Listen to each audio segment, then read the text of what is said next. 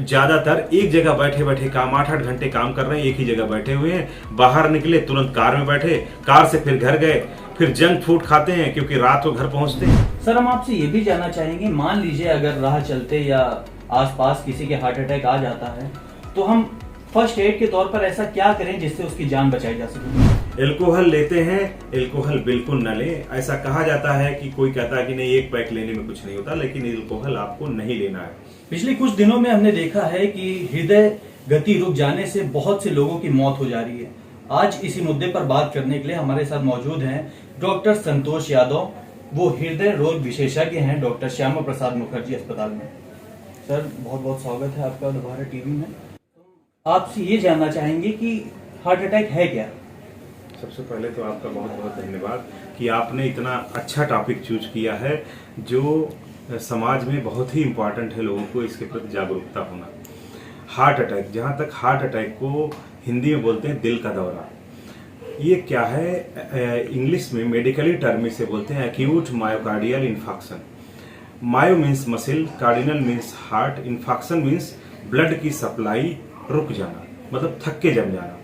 होता क्या है, जब ब्लड की सप्लाई रुक जाती है तो ऑक्सीजन जो है, ऑक्सीजन प्रचुर मात्रा में हार्ट को मिल नहीं पाता और मसल का डेथ होने लगती है। इसी को कहते हैं दिल का दौरा पड़ना। सर, इसके लक्षण पर बात की जाए तो क्या लगता है, इसके लक्षण क्या हो सकते हैं? देखिए, इसका प्रमुख लक्षण है कि कुछ प्रमुख लक्षण है, जैसे कि चलने पर छाती में भारीपन, हैवीनेस होना, सांस फूलना।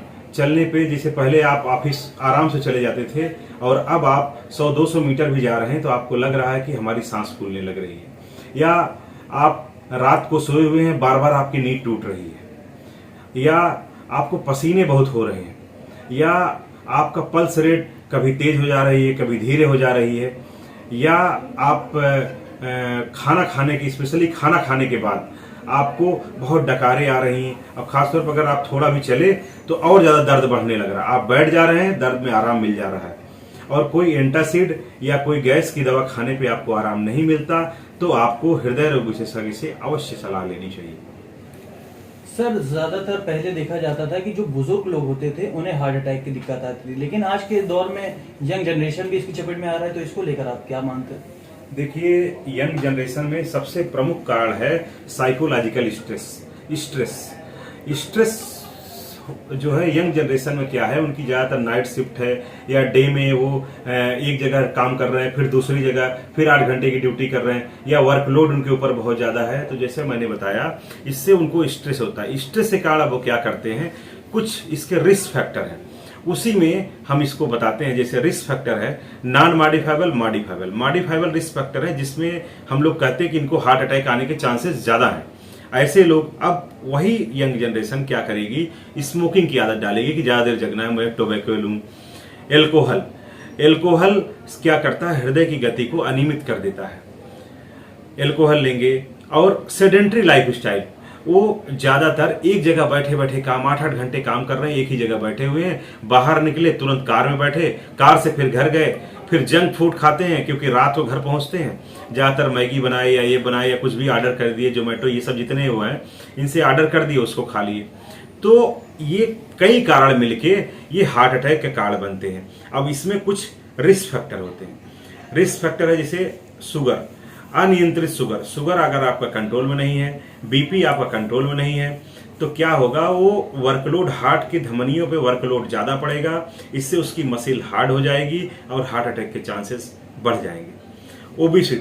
ओबिसिटी युवाओं में, अभी जैसे मैंने बताया, सेडेंट्री लाइफ स्टाइल होगी, ज्यादा काम नहीं करेंगे, ज्यादा दौड़ घूट एक्सरसाइज के लिए टाइम नहीं निकाल पाते, इससे उनको ओबिसिटी होगी। ये सब एक दूसरे से जुड़े हुए हैं, तो आपको ये सब चीजें कंट्रोल में रखनी चाहिए। सर, अगर इसके बचाव पर बात करी जाए तो क्या ऐसा हम कर सकते हैं जिससे हम हृदय गति रुकने से बचा जा सके?